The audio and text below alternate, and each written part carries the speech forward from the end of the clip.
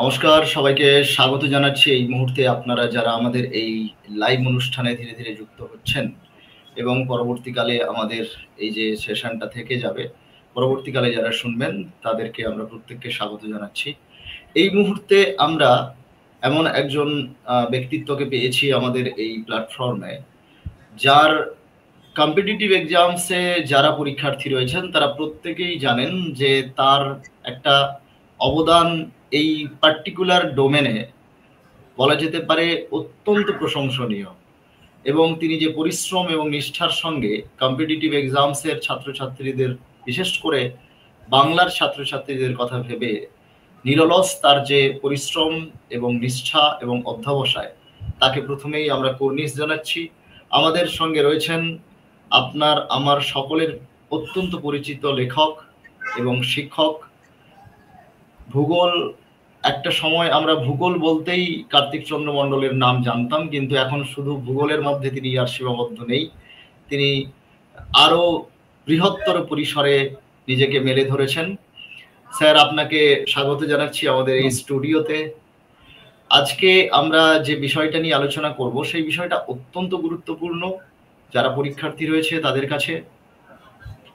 এই যে এসএলএসটি পরীক্ষা হবে, আজকে আমরা এসএলএসটি জিওগ্রাফি নিয়ে আলোচনা করতে বসেছি। এই এসএলএসটি জিওগ্রাফির আমরা যদি সিলেবাস দেখি, সেই সিলেবাসটা কিন্তু অত্যন্ত বড় একটা সিলেবাস। এই যে সুবৃহৎ সিলেবাস, এই সুবৃহৎ সিলেবাসটা ঠিক কিভাবে 3 মাসের মধ্যে ছাত্রছাত্রীরা আয়ত্ত করবে, সেই সম্পর্কে আপনার কি পরামর্শ থাকবে যারা প্রস্তুতি নিচ্ছে তাদের জন্য, স্যার? নমস্কার। প্রথমে আমার প্রিয় ছাত্রছাত্রীদের প্রত্যেককে আজকের শুভ সন্ধ্যা জানিয়ে এবং রামকৃষ্ণ বাবুকে আমার তরফ থেকে অভিনন্দন জানিয়ে আজকে লাইভে উপস্থিত হয়েছি। প্রথমেই যেটা বলার, সময়টা তো যথেষ্ট কম, 3 মাস। 3 মাস মানে 90 দিন। আমাদের ভূগোলের সিলেবাসটা, যারা আমরা ভূগোলের ছাত্রছাত্রী তারা প্রত্যেকেই জানি যে 10টা ইউনিট আছে, 10টা ইউনিট এবং সময় 90 দিন। তাহলে গড়ে আমরা দেখছি একটা ইউনিটের জন্য আমরা 9 দিন করে সময় পাচ্ছি। এবং তোমাদের মধ্যে অনেকেই আছো যারা 9, 10 এবং 11, 12 দুটোই বসবে। স্বাভাবিকভাবে ইউনিটের সংখ্যা বেড়ে যাচ্ছে, 11টা ইউনিট হবে। 11টা ইউনিট, 90 দিন সময় বা 90 দিনের একটু বেশি সময়। এই সময়ের মধ্যে কমপ্লিট করা সত্যি ভীষণ চাপের। এখন প্ল্যানিং না করলে এই সময়ের মধ্যে সিলেবাস কমপ্লিট করা খুবই সমস্যা দেখা দেবে। কিভাবে আমরা এই সময়ের মধ্যে একটা ফিক্সড টাইমের মধ্যে, ফিক্সড ডেজের মধ্যে আমরা কিভাবে প্রিপারেশনটাকে কমপ্লিট করব, সেইটা হচ্ছে একটা খুব গুরুত্বপূর্ণ প্রশ্ন। আমার যেটা মনে হয়েছে তোমাদের সঙ্গে শেয়ার করছি, যে আমরা যদি প্রত্যেকটা সপ্তাহ, যেমন আজকে আমরা দেখছি 6 তারিখ, যদি আমরা আজকে থেকেই ডিসিশন নিই যে আমরা প্রত্যেকটা সপ্তাহে অর্থাৎ 7 দিনে একটা করে ইউনিট কমপ্লিট করব, তাহলে আমাদের ধরে নিচ্ছি 10টা ইউনিট 70 দিন সময় লাগবে। এখন এই যারা কেবলমাত্র পূর্ণ সময় দিতে পারছো একটা দিনের, তাদের পক্ষে শেষ করাটা তবু তুলনামূলক সোজা। কিন্তু যারা নানান রকম কাজকর্মের সঙ্গে যুক্ত আছো কিংবা টিউশন পড়াচ্ছো বা নানাবিধ কাজ করছো, তাদের কাছে কিন্তু বেশ কঠিন। আমি ধরে নিলাম তোমরা 7 দিনে একটা করে ইউনিট কমপ্লিট করবে। এখন কিভাবে কমপ্লিট করবে? তোমরা কি টেক্সট বই পড়বে? নানান টেক্সট বই। এখন এই অল্প সময়ের মধ্যে টেক্সট বই পড়ার কিন্তু সময় খুব খুব একটা নেই আমাদের হাতে। সেই জন্য আমরা করি কি, একটা সেন্টারে ভর্তি হই, যেখানে কোনো এক্সপার্ট টিচার গাইড করে দেবেন, স্টাডি ম্যাট দেবেন, বুঝিয়ে দেবেন। যেমন ধরো interior structure of the earth জিওটেকটনিক্সে আছে, অ্যাকচুয়ালি সিলেবাসে আছে earth crust layering and composition. তো সেখানে ইন্টেরিয়ার স্ট্রাকচার অফ দ্য আর্থটা পুরোটাই আমাদের পড়তে হয়। এখানে প্রত্যেকটা লেয়ার সম্পর্কে জানতে হবে, তাদের যে ডিসকন্টিনিউটি লাইন আছে সেগুলো সম্পর্কে জানতে হবে, তাদের হচ্ছে এক্সটেনশন প্রত্যেকটা লেয়ারের, তাদের আর্থকোয়েকের যে ওয়েভসগুলো তার বৈশিষ্ট্যগুলো জানতে হবে, পাশাপাশি প্রত্যেকটা লেয়ারের কম্পোজিশন এগুলো জানতে হবে। স্বভাবতই পুরো বিষয়টাই তোমাদের মাথায় রাখতে হচ্ছে, সেই জন্য কোনো সাজেশন তো করা যাবে না। এই জন্য সব থেকে ভালো হয় যদি তোমরা একটা ভালো জায়গায় গাইড নিতে পারো, যেখানে সুন্দর স্টাডি মেটেরিয়াল দিয়ে দেবে, তোমার কাজ হবে শুধু পড়ে নেওয়া। তাহলে এই কম সময়ের মধ্যে এটাকে কমপ্লিট করা তুলনামূলক সোজা, এবং তুমি কমপ্লিট করলে এক সপ্তাহে করে সেই দিনে বা তার পরের দিনকেই তোমার কাজ হবে যে একটা মক টেস্ট দেয়া। মক টেস্টটা অফকোর্স হবে অফলাইন, কেননা ওএমআর দিয়ে অফলাইনে তুমি যদি প্রিপারেশনটা ঠিকঠাক না করো, ঠিকঠাকভাবে তুমি পরীক্ষা না বসতে পারো, অনলাইনে দিলে কিন্তু অতটা কাজের কাজ হয় না। তো সেই জন্যে তোমাকে একটা করে 7 দিনে কমপ্লিট করা, মক টেস্ট দেওয়া, এইটা হচ্ছে আশু কর্তব্য বলে আমার মনে হয়। প্রসঙ্গত যেটা বলার সেটা বলি, যে কোন বইগুলো পড়বো। দেখো, আমাদের যা ট্রেন্ড দেখছি, এই এমসিকিউ পরীক্ষা হলো, পরীক্ষা হওয়ার পর দেখবে অ্যান্সার কি দেবে, তারপর চ্যালেঞ্জের অপশান দেবে, তুমি এখন চ্যালেঞ্জ করবে। চ্যালেঞ্জ করাটা নির্ভর করে, তুমি কোনো একটা কোয়েশ্চেন দেখলে তোমার মনে হলো যে তুমি ঠিক করেছো, ওনারা অ্যান্সার ভুল দিয়েছেন, তাহলে তোমাকে কিন্তু প্রুফ দিতে হবে যে তুমি যেটা বলছো সেটা সপক্ষে যুক্তি কি। এখন যুক্তি মানে স্ট্যান্ডার্ড টেক্সট বুক হবে। টেক্সট বুক কি কি হতে পারে? তুমি ভাবলে যে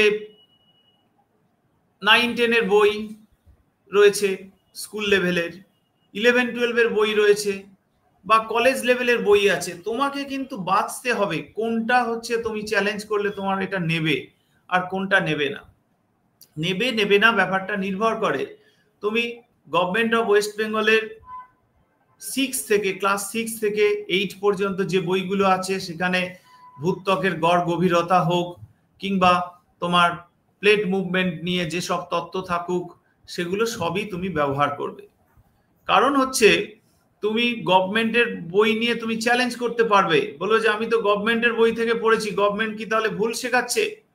হাইকোর্ট, সুপ্রিম কোর্ট যেখানেই যাবে, কিংবা তোমার যেসব বই হবে গভর্নমেন্ট অফ ওয়েস্ট বেঙ্গলের বই, রাজ্য পুস্তক পর্ষদের বই, কিংবা তোমার স্ট্যান্ডার্ড যেসব টেক্সট বই আছে ইংলিশ ভার্সনের, সাবিন্দা সিং, ডিএস লাল, শর্মা ভাটল, কিংবা পপুলেশন জিওগ্রাফি চাঁদনা, কিংবা বাংলায় অনিশ চট্টোপাধ্যায় স্যারের অর্থনৈতিক ভূগোল, ডেটাগুলো অবশ্য আপডেট করতে হবে। এবং এইরকম ধরনের যেসব স্ট্যান্ডার্ড টেক্সট বুক, সেগুলোই তোমাকে দেখতে হবে। তুমি যদি এগুলো না করে 9, 10, 11, 12 বইগুলোকে ধরো, সেগুলো কিন্তু তোমার পক্ষে বুমেরাং হয়ে দেখা দেবে। সেই জন্যে তোমার এনসিআরটির বই দেখতে হবে, ক্লাস 11 যে বইগুলো রয়েছে, 12 যে বইগুলো রয়েছে, এবং অল ইন্ডিয়া যে স্ট্যান্ডার্ড টেক্সট বুক আছে সেগুলোও দেখতে হবে। না হলে কিন্তু তোমার পরিশ্রমটাই বৃথা হয়ে যাবে। এটা গেল একটা কথা। 3 মাসের মধ্যে কিভাবে কমপ্লিট করবে যেটা বলছিলাম, আর একটু বাকি আছে। তাহলে তোমার প্রথম কথা হচ্ছে প্রতি সপ্তাহে একটা করে ইউনিট কমপ্লিট করতে হবে। নিজে নিজে দেখো, আমার মনে হয় যেটা তোমাদের পক্ষে সম্ভব নয়।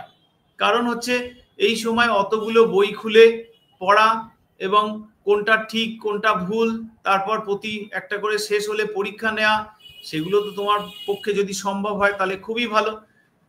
না হলে তাহলে কোনো জায়গায় গাইড না নিলেও চলবে, এইটা নির্ভর করছে তোমার ওপর। তাহলে 7 দিনে তোমার একটা করে ইউনিট হলে 10 দিন তোমার 70 দিনে কমপ্লিট হলো, 11টা ইউনিট হলে তোমার 77 দিনে কমপ্লিট হবে। এবং বেশ কিছু চ্যাপ্টার আছে, চ্যাপ্টার বলা ভুল, ইউনিট আছে যেগুলো বেশ বড়, যেমন হচ্ছে কার্টোগ্রাফি রয়েছে, যেমন জিওমরফোলজি আছে, এই রকমগুলো বেশ বড়। স্বাভাবিকভাবে তোমাকে কিন্তু বেশ টাইম লাগবে, কনসেপ্ট জানতে হবে। আর পড়লে তো হবে না, কোয়েশ্চেন আসে কনসেপ্ট ওরিয়েন্টেড, ডেটা ওরিয়েন্টেড, এবং হচ্ছে যে 7 ধরনের এমসিকিউ আছে আমরা ক্লাস 11-এর ফার্স্ট সেমিস্টার বা 12-এর ফার্স্ট সেমিস্টারে দেখছি, সেই সব ধরনের এমসিকিউ গুলো থেকে তোমাকে কিন্তু প্রশ্ন হতেই পারে। তোমার সিকোয়েন্স থেকে প্রশ্ন হতে পারে, ম্যাচিং থেকে হতে পারে, নানাবিধ যেসব তোমরা নেটের ফার্স্ট পেপার বা সাবজেক্টের পেপার দাও সেখানে যেমন স্টাইলের প্রশ্ন আসে টাইপের, সবটাই কিন্তু তোমার প্র্যাকটিস করে যেতে হবে। মোট কথা নর্মাল এমসিকিউ কোয়েশ্চেন কিন্তু খুব কম থাকবে এখন, যা ট্রেন্ড হয়েছে। তোমরা সব কিছুর সঙ্গে সুন্দরভাবে সহাবস্থান করে প্রিপারেশন নিলে আমার মনে হয় ঠিকঠাক প্ল্যানিং করলে 3 মাস ঠিক গুছিয়ে কাজ করতে পারবে। তুমি 70 দিনের মধ্যে কাজ কমপ্লিট করলে বা 77 দিনে কমপ্লিট করলে, বাকিটা তুমি রিভিশন দিলে এবং ফুল মক টেস্ট দিলে। আশা করি আমি বোঝাতে পেরেছি। থ্যাংক ইউ স্যার, খুব সুন্দরভাবে বিষয়টা সিস্টেম্যাটিক্যালি আপনি বোঝালেন। এরপরে যেটা জানতে চাইবো যে অ্যাকচুয়ালি এখন নিউজ বা অন্য সোশ্যাল মিডিয়াগুলোতে যেটা একটা খবর চারিদিকে পরীক্ষাকে কেন্দ্র করে বিভিন্ন ধরনের অ্যানালিসিস চলছে, এই যে চারিদিকে নানান রকম পরীক্ষাকে কেন্দ্র করে মতামত ঘুরে বেড়াচ্ছে, এইরকম একটা পরিস্থিতিতে দাঁড়িয়ে যারা পরীক্ষার্থী রয়েছে তারা কি ধরনের মাইন্ডসেট তৈরি করবে?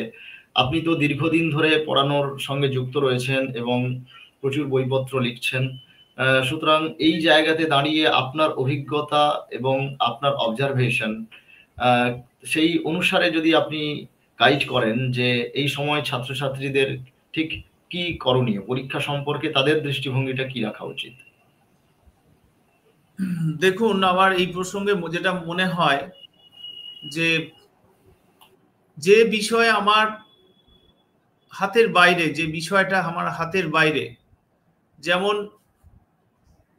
এখন হাইকোর্টে মামলা করা হয়েছে নানাবিধ গোলযোগ নিয়ে, ঘটনাগুলো তো সত্য, অস্বীকার করার উপায় নেই, আমি সেই সব বিষয়ের দিকে ঢুকছি না। তো সেখানে মামলা করা হয়েছে, মামলা তো চলবে, মাননীয় বিচারপতি রায় দেবেন, পরীক্ষা হবে, হয়তো 3 মাসের জায়গায় আরেকটু বেশি সময় লাগতে পারে। কিন্তু এই বিষয়ে অধিক মনোযোগ দিতে গিয়ে যদি আমি আমার ফোকাস থেকে হারিয়ে যাই, তাহলে কিন্তু আমাদের যেসব ছাত্রছাত্রীরা অন্যদিকে মন দিয়ে ফেলেছিল তাদের কিন্তু সময়টাই চলে যাবে, আর কিছু যাবে না, সময় চলে যাবে। সময় গেলে তো আর ফিরে আসবে না, তখন কিন্তু সে কিন্তু কম্পিটিশন থেকে হারিয়ে যাবে।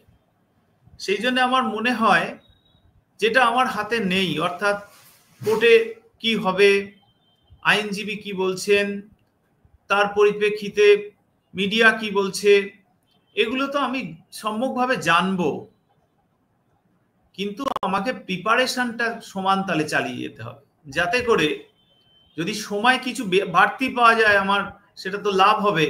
উপরন্তু যেন আমি এই যে আমি টার্গেট দিলাম 7 দিনে একটা করে ইউনিট, সেটা যাতে শেষ করা যায়, সেইটা কিন্তু বেশি নজর দিতে হবে। এদিক ওদিক আমরা যদি বেশি নজর দিই তাহলে আমাদের কিন্তু সেখান থেকে ফোকাস নড়ে যাবে।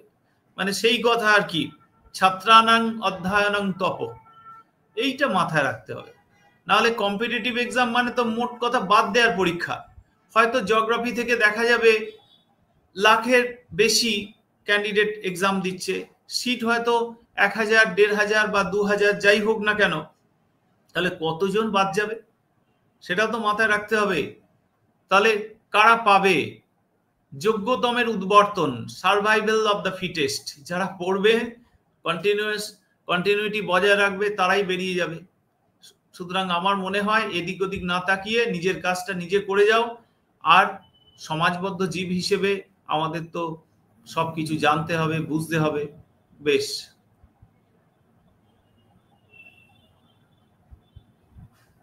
Thank you sir. এরপরে আমরা একেবারে সাবজেক্টের প্রিপারেশনের জায়গাটাতে চলে আসি। সেটা হচ্ছে যে এখানে অনেক ছাত্রছাত্রী রয়েছে যারা নেট সেট পরীক্ষার জন্য প্রস্তুতি নিচ্ছিল, আবার অনেকে নেট সেট কোয়ালিফাইও করে গেছে। তো নেট সেটের জিওগ্রাফির যে প্রস্তুতির ধরন এবং পদ্ধতি, তার সঙ্গে এসএলএসটির পরীক্ষার যে প্রিপারেশনের ধরন এবং পদ্ধতি, তার মিল অমিলের জায়গাটা কতখানি রয়েছে সেটা যদি একটু আমাদেরকে বলেন। আমরা যারা এই ট্রেডে রয়েছি বা তোমরা যারা পড়ছো দুটো নেট সেট পাশাপাশি স্কুল সার্ভিস পিএসসি বা এইসব রয়েছে, আমরা যদি দুটোর মধ্যে তুলনা করি নেট সেট ভার্সেস এসএসসি, সেখানে আমরা দেখব নেট সেটের জন্য ফার্স্ট পেপার থাকে, তারপর সাবজেক্টের পেপার থাকে। এখানে এসএলএসটির ক্ষেত্রে অনলি সাবজেক্টের পেপার, ফার্স্ট পেপার নেই। প্রথম পার্থক্য। দ্বিতীয় পার্থক্য সাবজেক্টের মধ্যেই বলি, সেখানে স্ট্যান্ডার্ড অফ কোয়েশ্চেন এনসিআরটিতে অনেক মেনটেন করা হয়। স্কুল সার্ভিসের আমরা বিগত বছরের কোয়েশ্চেন যদি দেখি, লুসিড টাইপ কোয়েশ্চেন সেখানে থাকে। নেগেটিভ মার্কিং তো 2016 সালে ছিল না, আমাদের এবছরও মনে হয় নেগেটিভ মার্কিং থাকবে না। তাহলে সেই দিক থেকে দুটোর মধ্যে তুলনা করলে ভারীত্বের দিক থেকে নেট সেট অনেকটা এগিয়ে আছে। এরপর নেট সেটের সিলেবাসের কথা যদি ভাবি, নেট সেটের সিলেবাস অনেক ভাস্ট এবং অনেক বেশি বৈচিত্র্যপূর্ণ। সেগুলো প্রিপারেশনের জন্য যথেষ্ট ভেতরে ঢুকে পড়তে হয়। এসএসসির ক্ষেত্রেও তাই।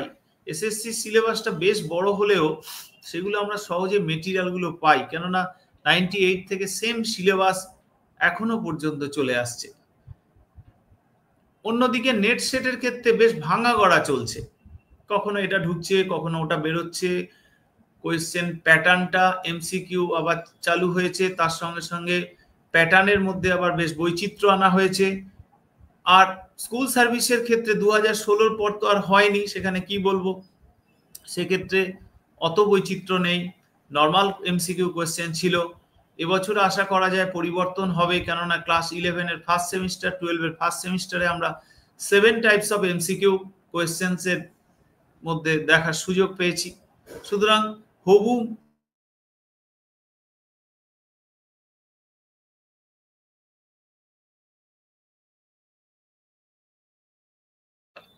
তো এই হচ্ছে বিষয়। আর নেট সেটের সিলেবাসটা বেশ তো বড়, সেখানে এই স্কুল সার্ভিসের সিলেবাসটা তুলনামূলক অনেকটা ছোট। সুতরাং নেট সেটের সঙ্গে স্কুল সার্ভিসের অনেক বেশি তফাৎ রয়েছে। আমি তো যখন নিজে পার্সোনালি অনলাইন অফলাইনে পড়াই, সেখানে আমি যেটা করি যে নেট সেটের প্রশ্নগুলো, ধরুন আমি পড়াচ্ছি প্লেট টেকটনিক্স কিংবা কন্টিনেন্টাল ড্রিফট, সেখানে পড়ানোর পর আমি নেট সেটের কোয়েশ্চেনগুলো একটা জায়গায় জট ডাউন করে তাদেরকে আমি করে দিই, দেখিয়ে দিই যে নেট সেটে এই যে সব টপিক থেকে কি পড়েছে। সুতরাং এইভাবে নেট সেটের যেসব চ্যাপ্টারগুলোর সঙ্গে এসএসসি চ্যাপ্টার মিল আছে, সেখানে আমি নেট সেটের কোয়েশ্চেনগুলো তাদের সলভ করাই। তাহলে তাদের প্রিপারেশনটা অনেক হাইফাই হয়, যে কোনো ধরনের কোয়েশ্চেন পড়লে তারা সহজেই পেরে যাবে। এটাই হচ্ছে বেসিক ডিফারেন্স আমার মনে হয়। নেট সেটের যে সিলেবাসটা আছে সেটা এসএসসিতেও আছে, এসএসসি যা সিলেবাস আছে নেট সেটের মধ্যে আছে, এবং নেট সেটের সিলেবাসটা অনেক বড়, যেটা এসএসসি সিলেবাসে নেই। তাহলে এসএসসি সিলেবাসটা পড়লে নেট সেটটা অনেকটাই ক্র্যাক করা যায়, কিন্তু সম্পূর্ণ ক্র্যাক করা যায় না।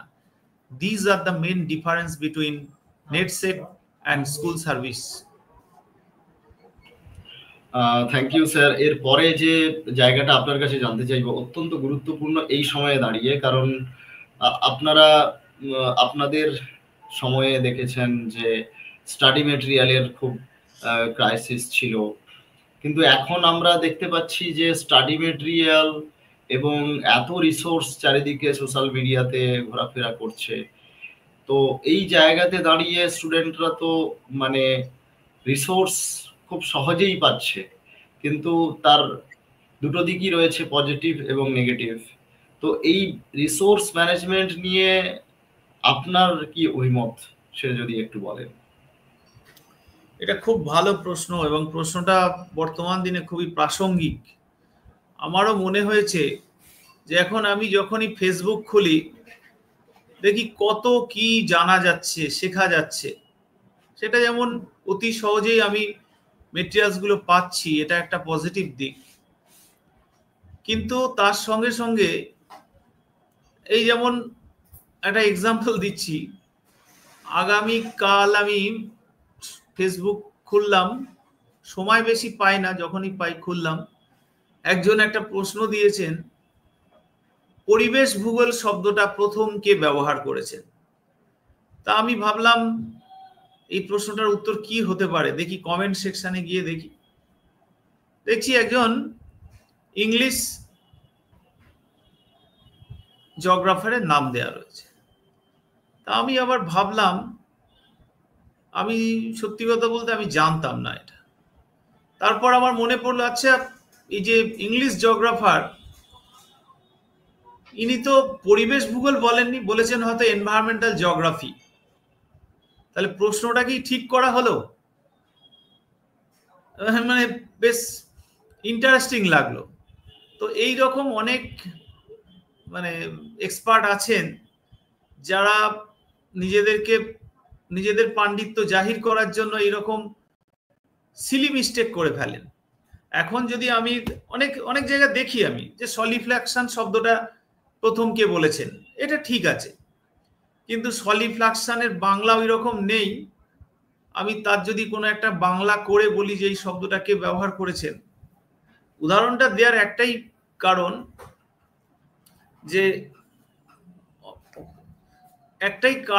যে এইগুলো থেকে আমরা সোশ্যাল মিডিয়া দেখব, কিন্তু কোনগুলো আমার কাজে লাগবে আর কোনগুলো আমার কাজে লাগবে না সেটা ব্যবহারকারী সেই জ্ঞানটা থাকা দরকার। আমি যেমন সাবিন্দা সিং এর ফেসবুক পেজে আছি, উনি স্যার, আমাদের স্যার, খুব পণ্ডিত মানুষ। আমি তার ফেসবুক প্রোফাইল থেকে আমি অনেক কিছু জানতে পারি। আমার আরেকজন স্যার রয়েছেন গুরুপ্রসাদ চট্টোপাধ্যায়, তার থেকেও আমি তার সোশ্যাল মিডিয়ার কাজকর্ম থেকে অনেক কিছু আমি শিখি। আবার কিছু কিছু এক্সাম্পল দেয়া যাচ্ছে না, তাদের নামধাম করতে পারছি না, যেগুলো হচ্ছে অপশিক্ষা হচ্ছে। তাহলে মোট কথা বুঝতে হবে যে আমি কোনটা গ্রহণ করব আর কোনটা গ্রহণ করব না, এই বিষয়টা মাথায় রাখতে হবে। আর একটা বিষয় হচ্ছে যে আমরা কথায় কথায় গুগল ঘাঁটি, নানান উইকিপিডিয়া এইসব ব্যবহার করি, কিন্তু জিওগ্রাফির বেশ কিছু বিষয় আছে যেগুলো কিন্তু উইকিপিডিয়াতে ঠিক থাকে না বা নানান সাইটে ঠিক থাকে না। যেমন আমরা আরেকটা এক্সাম্পল দিচ্ছি, মিনারেলসের কোনো ডেটা, সে ইন্ডিয়া হোক বা ওয়ার্ল্ড হোক, আমাদের খুব কাজে লাগে। এগ্রিকালচারের কোনো ডেটা কিংবা ফরেস্ট্রির কোনো ডেটা, সেগুলো কিন্তু আমাদের জানতে হবে যে কোন কোন সোর্সগুলো অথেন্টিক, সেই সোর্সগুলোই ব্যবহার করতে হবে। এই জন্য চোখ কান খোলা রাখতে হয়। আমরা যদি অনিশ চট্টোপাধ্যায় স্যারের ইকোনমিক জিওগ্রাফিটা পাতার পর পাতা উল্টাই, দেখব প্রত্যেকটা চার্ট, ডেটা, তার তলায় সোর্স দেয়া রয়েছে। এটা হচ্ছে একজন ভালো অথরের গুণ। এবং সেই সোর্সগুলো থেকে আমাদের শিখতে হবে যে ফরেস্ট্রির ডেটা হলে কোন সোর্সটা স্যার ব্যবহার করছেন, মিনারেলসের হলে কোন সোর্স ব্যবহার করছেন, এইটা আমাদের দেখে শিখতে হবে। চোখ কানগুলো খুব খোলা রাখতে হবে, শুনতে হবে, বুঝতে হবে কোনটা নিতে হবে, কোনটা বর্জন করতে হবে। এই ব্যাপারটা সোশ্যাল মিডিয়া হওয়াতে খুব সুবিধা হয়েছে, সহজেই আমরা চট করে নানান জিনিস পেয়ে যাচ্ছি। যেমন আমরা দেখলাম সেদিনকে Ramsar site, number of Ramsar site in India, social মিডিয়াতে। আমি হিন্দু পেপারটা রাখি বাড়িতে, পাতা উল্টালাম, দেখলাম যে বেড়েছে। এখানে বেশ ডেটা পাওয়া যায় এবং নিউজ পেপারটা অথেন্টিক। টাইমস অফ ইন্ডিয়াও রাখি, সেখানেও দেখি। অ্যাজ ওয়েল অ্যাজ আমি যখন সোশ্যাল মিডিয়াতে ওগুলোও দেখি যে অনেকে ব্যবহার করছেন, তখন মনে হয় বাহ, এই মানুষজন বেশ আপডেটেড, তো খুব ভালো লাগে। এইগুলো দেখে শিখতে হবে। আমরা জানি তোমরা যারা অনেক আমাদের থেকে ছোট, আমরা তো প্রত্যেকেই শিখছি, তোমরাও শেখো এইসব দিকগুলো থেকে। বড়দেরকে দেখে শিখলে, বা আমিও তোমাদের দেখেও শিখি অনেক কিছু। তোমাদের মধ্যে ভীষণ পজিটিভ সাইড আছে। ইয়াং জেনারেশন সবসময় ফ্রেশ, এবং তোমাদের বেশ ভালো লাগে যে দুমদাম কমেন্ট করো। সবসময় এরকম না করলেই হয়, কিন্তু কমেন্টগুলো দেখে মনে হয় তোমাদের মধ্যে বোল্ডনেসটা রয়েছে। ভালো জিনিসটা ভালো বলছো, খারাপ জিনিসটা খারাপ বলছো। এইভাবেই করো, সোশ্যাল মিডিয়াটাকে ঠিকঠাক ইউজ করো, বেশিক্ষণ থেকো না যেন, তাহলেই হবে। এই আর কি।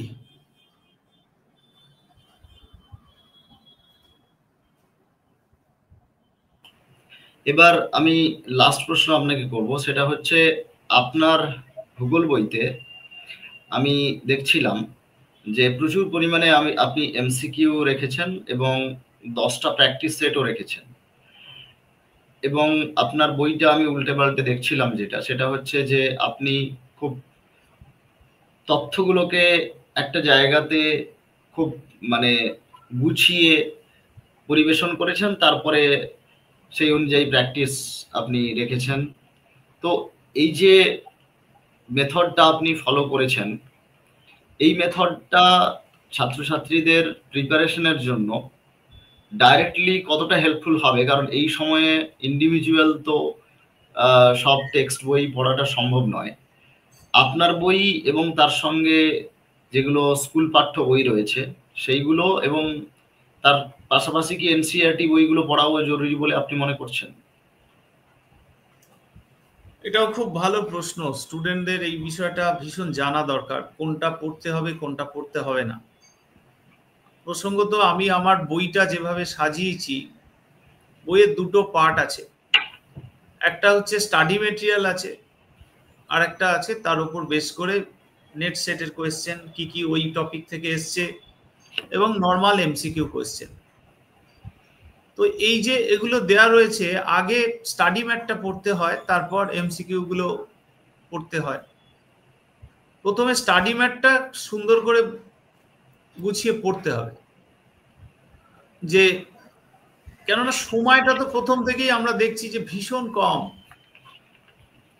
এই সময়ের মধ্যে আমরা কিভাবে কমপ্লিট করব, সেই জন্য একটা বইয়ের দরকার পড়ে। না হলে টেক্সট বই পড়াটা সব থেকে কাজের, সব থেকে ভালো বিষয়। আমি নিজে সহায়িকা টাইপের বই একদম অপছন্দ করি, এবং আমি কোনো সাজেশন করতে পারি না। আমি যে আমার নিজের পড়ানোর ক্ষেত্রে অনলাইন অফলাইন, সেখানে কিন্তু ডেসক্রিপটিভ টাইপের স্টাডি মেটেরিয়াল দিই। ডেসক্রিপটিভ দিলে যেমন কনসেপ্ট জানা যায়, ডেটা পাওয়া যায়, কেমন কি প্রশ্ন আসছে সেগুলো অ্যানালিসিসও করা যায়।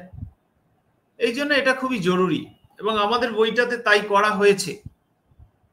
মার্কেটে অনেক বই রয়েছে, সব আমাদের যারা আমাদের মতো যারা শিক্ষক ইয়াং রয়েছেন তারাও লিখেছেন, আমাদের বয়সী তারাও লিখেছেন। সবাই আমাদের ভূগোল জগতে বেশ স্বনামধন্য। তো এখন আমি আমার বইটা নিয়ে তো একটা ক্লারিফিকেশন দিতে পারি, অন্যের বই থেকে তো দিতে পারবো না। আমি যেটা করি কি, সমস্তটাই ইংরেজি বইগুলো থেকে ট্রান্সলেট করে দিই। কারণ কি, এগুলো থেকে তো চ্যালেঞ্জ হলে আমরা বেরিয়ে যেতে পারবে আমার ছাত্রছাত্রীরা থাকতে।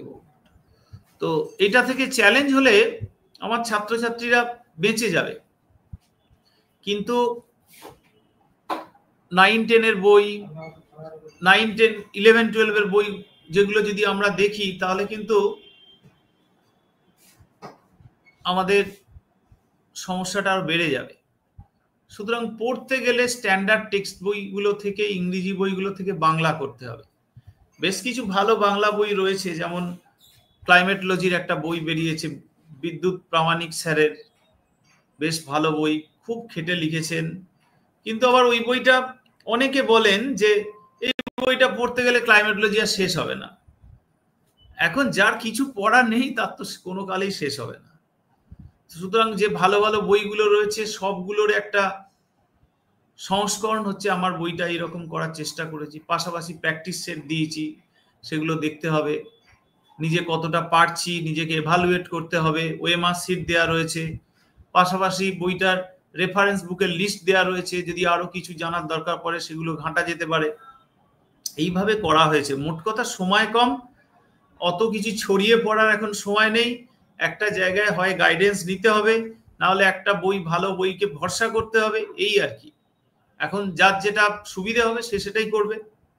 আর সব শেষে দিন 20-25 বা 1 মাস আগে থেকে মক টেস্ট দিতে হবে। মক টেস্টটা অফলাইনে হলে খুব ভালো হয়, যার উপায় নেই সে অনলাইনে দেবে, এই আর কি। একটা প্রশ্ন করছেন আমাদের একজন দর্শক পলাশ, উনি বলছেন যে 9-10 জিওগ্রাফির জন্য কোন ক্লাসের বই পড়বে? হ্যাঁ, 9-10 জিওগ্রাফির জন্য কোন ক্লাসের বুকগুলো পড়বো? এখন 9-10 জিওগ্রাফি প্রশ্নটা দুরকম উত্তর হয়। একটা হচ্ছে 9-10 জিওগ্রাফি মানে আমাদের স্কুলে যারা পড়ে 9-10, আর নাকি স্কুল সার্ভিসের 9-10। যদি স্কুলের স্ট্যান্ডার্ডে 9-10 হয় তাহলে তো ভালো বই রয়েছেন, আমার তো খুব ভালো লাগে রণজিৎ গড়াং এর বই, বেশ ভালো, ডেটাগুলো ঠিকঠাক থাকে এবং প্রচুর ডেটা দিয়ে এটাকে ভারী করেন না। আর অন্য বই ভালো, আমার যেটা ভালো লাগে সেটা শেয়ার করলাম। আর হচ্ছে 9-10 যদি স্কুল সার্ভিসের কথা বলা হয়, ইউনিট ওয়াইজ তো অনেক বই আছে, এই জন্য আমার মনে হয় কটা বইয়ের নাম বলবো। টেকটনিক্সের জন্য তো ওইরকম একটা বই পড়লে হবে না, এক একটা চ্যাপ্টার এক একটা বইতে ভালো থাকে।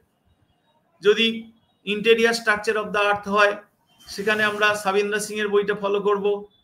ক্লাস 8-এর আমাদের পৃথিবী বইটা দেখব, এই বইগুলো দেখা যেতে পারে। প্লেট টেকটনিক্স যদি হয়, সেখানে আমরা যেমন সাবিন্দ্র সিং দেখব, তেমনি সুভাষ মুখোপাধ্যায়ের ভূমিরূপের উদ্ভব ও প্রকৃতি প্রথম খণ্ড দেখব। বাংলা বই তো বাছবিচার করে পড়তে হবে, এগুলো রয়েছে। কানাইলাল মন্ডল স্যার খুব ভালো লেখেন, তো ওনার একটা বই আছে টেকটনিক্সের ওপর বাংলায়, সেটা দেখতে পারি। এইভাবে আমরা এক একটা ইউনিটের জন্য এক একটা বই ভালো হয়, মানে এক একটা ইউনিট আবার এক একটা বই পুরো কমপ্লিট করে না, সাব ইউনিট গুলো কিছু কিছু ক্ষেত্রে কয়েকটা এখানে কয়েকটা ওখানে লাগে। বেশ, তো উনি মূলত এসএসসির জন্য কোন কোন বইগুলো পড়বেন সেটাই জানতে চেয়েছিলেন এবং স্যার সেটা বলেও দিলেন। আচ্ছা, এসএসসির জন্য আরেকটা কথা বলে নিই। এসএসসির জন্য যদি হয় তাহলে তো 10টা বা 11টা ইউনিট রয়েছে। যেমন আমি জিওগ্রাফিক্যাল থটের ক্ষেত্রে সম্পূর্ণ নির্ভর করি মাজিদ হোসেন স্যারের বই। বিখ্যাত মানুষ, বিখ্যাত জিওগ্রাফার, তিনি আমাদের মধ্যে নেই, কিন্তু তার লেখনী বিশেষ করে হিউম্যান জিওগ্রাফির ক্ষেত্রে অতুলনীয়। আমরা ওই বইটার বেশ কিছু রেপ্লিকা বা বাংলা পাই। কুন্তলা লাহিড়ী দত্তের বই, আমার ম্যাম কুন্তলা দি, তো সেখানেও আমি এই বইটা প্রেফার করতে বলবো। ওশানোগ্রাফির ক্ষেত্রে সবিন্দর সিং এর বইটা, শর্মা ভাটলের বইটা, অ্যাজ ওয়েল অ্যাজ ক্লাস 11-এর যে পুরনো সিলেবাসের ডক্টর অনিশ চট্টোপাধ্যায়ের বই, আমার উনিও স্যার, তাঁর বইয়ের অংশটা বাড়িমণ্ডল চ্যাপ্টার যেগুলো রয়েছে সেগুলোও কাজে দেবে। এরকম ভাবে এক একটা ইউনিটের জন্য এক একটা বই শুধু নয়, অনেকগুলো বইয়ের সমষ্টি, সেগুলো দেখতে হবে। এই সময়ের মধ্যে তো 11টা ইউনিট আমার ওইভাবে বলতে গেলে সময় সব শেষ হয়ে যাবে। আরেকজন প্রশ্ন করেছেন এসএলএসটি 60 নাম্বার এক্সাম হলে 10 ইউনিট থেকে কি 6 নাম্বার করে আসবে? ইন জেনারেল তো তাই তো হওয়া উচিত, তবে সবসময় এটা মেনটেন হয় না, কোনো থেকে বেশি আসে, কোনোটা থেকে কম আসে, এই আর কি। নেক্সট। পরবর্তী আপনাদের কোনো প্রশ্ন থাকলে আপনারা কমেন্টে করতে পারেন, আমরা স্যারকে সরাসরি আপনাদের প্রশ্নটা আমরা পৌঁছে দেব। এক্ষেত্রে স্যার ওরা আর কোনো প্রশ্ন আপাতত করেনি। আমি আরেকটা জিনিস আপনাকে জাস্ট পেয়েছি, তাই আমার জানতে ইচ্ছে করছে। সেটা হচ্ছে যে এই মুহূর্তে ছাত্রছাত্রীদের মধ্যে একটা বলা যেতে পারে যে কিছু ছাত্র তারা সিরিয়াসলি পড়াশোনা করছে, আবার কিছু ছাত্র অপেক্ষা করুক। তো এই দাঁড়িয়ে আপনি বলবেন, মানে বলেই তবেই কি তারা সিরিয়াসলি পড়াশোনা শুরু?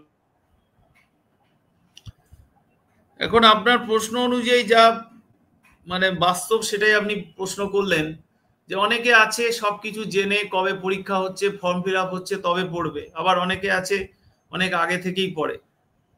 আমার কাছে এরকম 50-60 জন বছর 2-3 ধরে 3-4টে ব্যাচ আছে অফলাইনে, অনলাইনেও ছিল, তারা কন্টিনিউইটি বজায় রেখে গেছে। তাদের মধ্যে এখন পরীক্ষা হলে 60-এর মধ্যে অ্যাটলিস্ট 40 থেকে 45 তো পাবেই এই মুহূর্তে। আবার এখন অফলাইন অনলাইন করে বেশ নতুন স্টুডেন্ট ঢুকেছে, তা তাদেরকে আবার ওদের সঙ্গে কম্পিট করতে গেলে তারা তো মুশকিল, ওরা অনেকটাই এগিয়ে আছে। আমরা সময় বেশি পেয়েছি, ওদেরকে শেখানোর সুযোগ পেয়েছি। জিওগ্রাফি অফ ইন্ডিয়া আমার বই, খুল্লাস স্যারের বই, মাজিদ হোসেন বই, আর.সি. তিওয়ারির বই, এতগুলো বই তাদেরকে আমরা ভালো ভালো জিনিসগুলো সব শিখিয়েছি, তারাও গ্র্যাপস করেছে, পরীক্ষা দিয়েছে, এই হচ্ছে ব্যাপার। কিন্তু যারা এখন শুরু করবেন তারা কিভাবে কমপ্লিট করবেন? অনেকে আছে উচ্চ মেধা সম্পন্ন তারা, কিন্তু তাদের সঙ্গে খুব তাড়াতাড়ি যে গ্যাপস করতে পারবে সেই পারবে। এবার দেখা যাক কে কতটা নিতে পারে না নিতে পারে। মোট কথা হচ্ছে কম সময়ের মধ্যে সবাই পারবে না, যারা পারবে তারাই হচ্ছে মানে সিকান্দার হবে, এই আর কি। স্যার এই প্রসঙ্গে বলি, বেশ কিছু ছাত্রছাত্রী তারা বলছে যে এরকম পরীক্ষা হবে সেটা অনেক দিন থেকেই সরকার বলে আসছে, কিন্তু আলটিমেটলি পরীক্ষা নিচ্ছে না এবং নানান রকমের কেস ইত্যাদিতে পরীক্ষা আটকে যাচ্ছে। তো তাদের ধারণা যে এবারেও হয়তো পরীক্ষাটা হবে না। তো এক্ষেত্রে আপনি কি বলবেন? আমি আগেও বলেছি যে আমার হাতে যেটা নেই আমি অত ভেবে কি করব, যে আমি কি এখন বিচারপতিও নই, তারপর ভবিষ্যৎ দ্রষ্টাও নই যে পরীক্ষা হবে না এরম ভাবে গ্যারেন্টি দেব, বা সম্ভাবনা আছে তাও বলবো। এখন আমরা মাস্টারমশাই, তোমরা ছাত্রছাত্রী, আমার যেটা নিজস্ব মতামত সেটা হচ্ছে তোমরা পড়ে শেষ করে রাখো, ওই ঠিকঠাক জানলে তারপর হবে, আর সময় পাবে না। সত্যি কথা বলতে কি এখন সময়টা তো খুব খারাপ চলছে। আমি নিজে 98-এ এসএসসি পরীক্ষা, প্রথম এসএসসি দিয়ে চাকরি পেয়েছিলাম, মাস্টার ডিগ্রি তখনও পরীক্ষা কমপ্লিট হয়নি, তখন থেকে তো রেগুলার হতো, আমরা সুযোগ পেয়েছি, আমি অনেকবার পরীক্ষা দিয়েছি, চেঞ্জ করেছি, আমাদের বয়সী যারা তারা এই সুযোগগুলো পেয়েছে। কিন্তু এখনকার জেনারেশন তারা তো সুযোগই পায় না।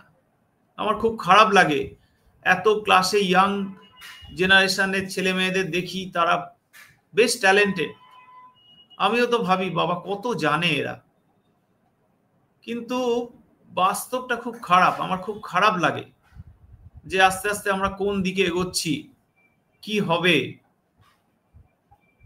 ফ্রি এডুকেশন কি আস্তে আস্তে উঠে যাবে? আমরা বাংলা মিডিয়াম স্কুলে পড়াই, সেই স্কুল কি বন্ধ হয়ে যাবে এরকম ভাবে চলতে থাকলে? ভবিষ্যৎটা কি?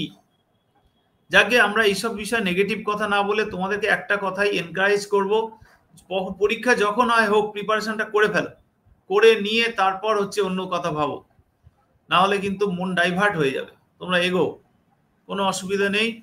আর স্যারের কাছ থেকে আমার নম্বর কালেক্ট করে নেবে, বা সোশ্যাল মিডিয়া থেকে শুরু করে সব জায়গায় আমার নম্বর রয়েছে, হোয়াটসঅ্যাপ করবে, ফোন করবে, যে কোনো গঠনমূলক বিষয় আমার সঙ্গে শেয়ার করলে আমি যতটুকু জানি তোমাদেরকে হেল্প করার চেষ্টা করব। একজন বলছে স্যার ইকোনমিক জিওগ্রাফির জন্য কোন বুক পড়বো? এ তো ওয়ান অ্যান্ড অনলি আমার স্যার অনিশ চট্টোপাধ্যায় স্যার, এই বইটা পড়ো। ডেটার জন্য, ডেটার জন্য তোমাকে মিনারেলস ইয়ার বুক দেখতে হবে ইন্ডিয়া, তোমার ফরেস্ট রিপোর্ট অফ ইন্ডিয়া দেখতে হবে, তোমার এগ্রিকালচার ইয়ার বুক দেখতে হবে। এই বই এগুলো তোমরা দেখলে তো আপডেট করে ফেলতে পারবে, সুতরাং ওই নিয়ে চাপের কিছু নেই। তোমরা এইসব বিষয়গুলো দেখলে আর অনিশ বাবুর বইটা পড়লেই একদম ইকোনমিক জিওগ্রাফির কোনো প্রবলেমই তোমাদের কাছে এসে পৌঁছবে না। স্যার আরেকটা প্রশ্ন পলাশ করছে যে 9-10 এর জন্য গ্র্যাজুয়েশনের বুক গুলো নাকি ক্লাস 12 পর্যন্ত কোন বুকগুলো পড়বো এগুলো জিজ্ঞেস এখন করছে। আর সেই কনসেপ্ট নেই যে 9-10 এর জন্য এইরকম। 9-10 মানে প্লেট টেকটনিক্স আছে, 9-10 মানে কন্টিনেন্টাল ড্রিফট নেই, আইসোস্ট্যাসি নেই, কিন্তু দেখা যাচ্ছে মাদ্রাসার কোয়েশ্চেন দেখলে দেখা যাবে ওই সব জায়গা থেকেই প্রশ্ন এসছে। ইভেন জিওগ্রাফিক্যাল থট যেটাকে আমরা ভাবি 11-12 এর সিলেবাস, সেখান থেকেও 9-10 এর প্রশ্ন এসছে। সুতরাং ওই দিনকাল শেষ। You have to go through only 11-12 syllabus. যদি 11-12 এ যাও তাহলে 9-10 ও হয়ে যাবে। তুমি 9-10 এর পরীক্ষা দেবে কিন্তু 11-12 এর সিলেবাসটা ফলো করো আর ওশানোগ্রাফি থট দেখো, তাহলে আর কোনো ভয় থাকবে না। পরীক্ষার হলে তো গিয়ে সিলেবাসে নেই বলে চিৎকার চেঁচামেচি প্রতিবাদ আমরা করতে পারবো না, তাতে কোনো ফল হবে না। সুতরাং আমার মনে হয় এখন সময় আছে, আইসোস্ট্যাসি পড়ো, কন্টিনেন্টাল ড্রিফট পড়ো, সি ফ্লোর স্প্রেডিং পড়ো, তোমার নন সাইক্লিক কনসেপ্ট পড়ো, যেগুলোকে তুমি 11-12 এর ভেবে থাকো, এগুলো 9-10 এ পড়ে রাখো। That's all. আপনার বইটা মার্কেটে পাওয়া যাচ্ছে না বলছে, খুব তাড়াতাড়ি বের করার জন্য বলছে। আমাদের বই অলরেডি বেরিয়েছে, আজকে বেরিয়েছিল, আবার আউট অফ স্টক হয়ে গেছে, আবার সোমবার দিন মার্কেটে আসবে। আসলে আমরা জিওগ্রাফিতে বা ইকোনমিক্সে দেখি ডিমান্ড খুব বেশি, আবার প্রোডাকশন কম, তার ফলে এই ঘটনা ঘটছে। সুতরাং তোমরা একটু ওয়েট করো, আমার মনে হয় সোম মঙ্গলবার থেকে এটা ঠিক হয়ে যাবে। আমিও চেষ্টা করছি তোমাদের হাতে আমার সেরা বইটাকে তুলে দিতে। তোমরা যদি দেখো এবং পড়ো তবেই তো আমার সার্থকতা। আমার খারাপ লাগছে, আশা করি খুব তাড়াতাড়ি বেরিয়ে যাবে। এই মুহূর্তে আমার কাছে যে বইটা আছে, এই বইটি আসলে আমি মানে একদম কাছেই রেখেছি, কারণ আমার টেবিলেই এটা ছিল। এই বইটাতে আমি যেটা একটা বিশেষ দিক লক্ষ্য করলাম, যে যেহেতু স্কুল সার্ভিস কমিশনের পরীক্ষাটা অনেকদিন ধরে বন্ধ আছে, আপনি কিন্তু ত্রিপুরা যে স্কুল সার্ভিস কিংবা আপনি এই যে বইটাতে বলছেন যে নবোদয় এবং কেন্দ্রীয় বিদ্যালয় বা একলব্য ইএমআরএস এর পরীক্ষা, সবকিছুর জন্য, এবং মাদ্রাসা সার্ভিস কমিশনের পরীক্ষা, সবকিছুর জন্য এই বইটা হেল্পফুল হবে।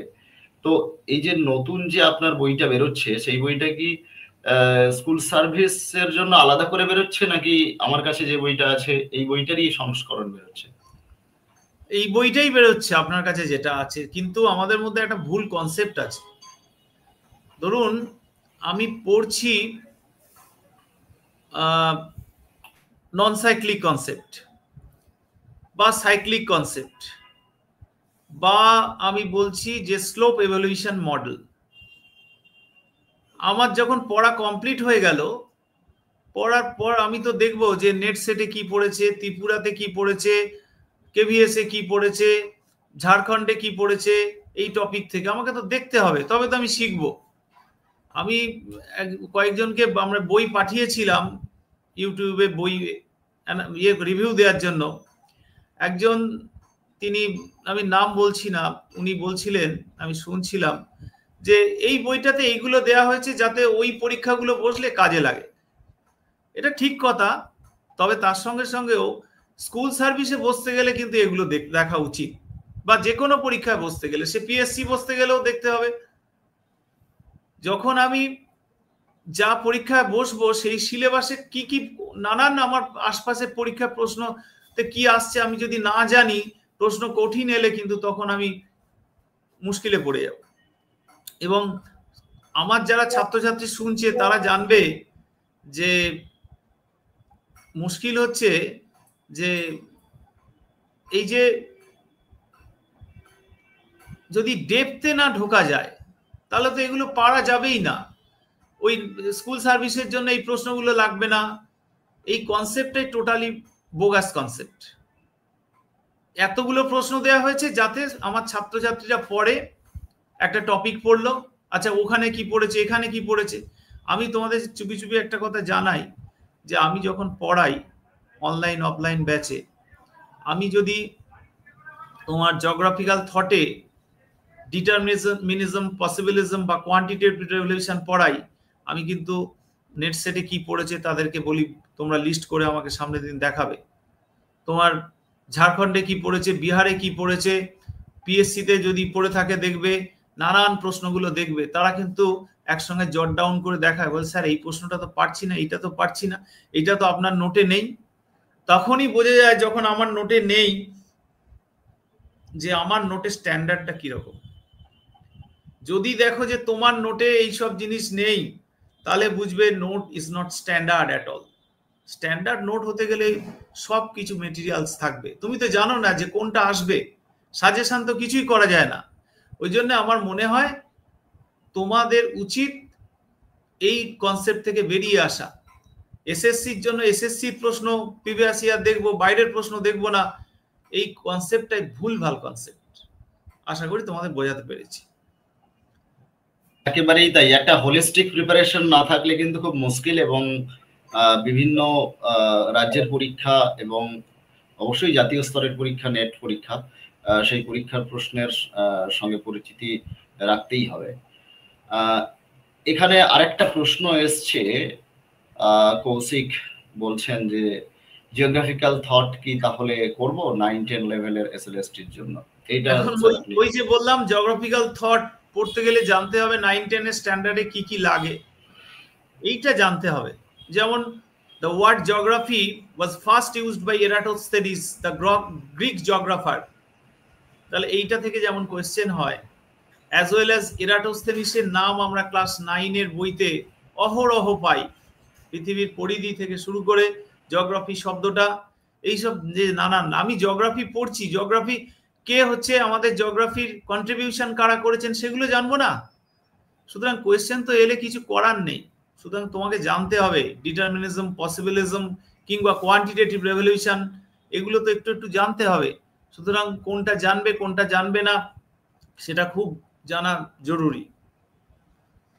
ওকে, thank you sir, thank you so much. আজকে একটা গুরুত্বপূর্ণ আলোচনা আমরা করলাম এবং দীর্ঘক্ষণ এই আলোচনা হলো।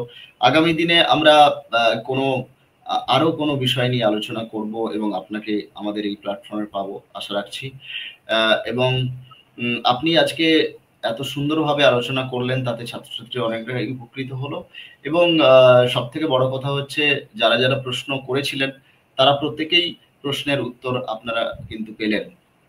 পরবর্তীকালে আমাদের এই অনুষ্ঠানে আপনারা, এই ধরনের অনুষ্ঠান যখন হবে তখন আপনারা অবশ্যই যুক্ত হবেন এবং আপনারা আমাদের কাছে প্রশ্ন রাখবেন, আমরা আপনাদের প্রশ্নের উত্তর দেব। সবাইকে অনেক ধন্যবাদ জানিয়ে, স্যারকে নমস্কার জানিয়ে আজকে আমাদের এই সেশনটা এখানেই শেষ করছি। আগামী কোনো প্রোগ্রামে নিশ্চয়ই আমরা আবার স্যারকে পাবো। থ্যাংক ইউ স্যার, আজকে আমরা প্রোগ্রামটা এখানেই শেষ করছি। Welcome everybody. Thank you.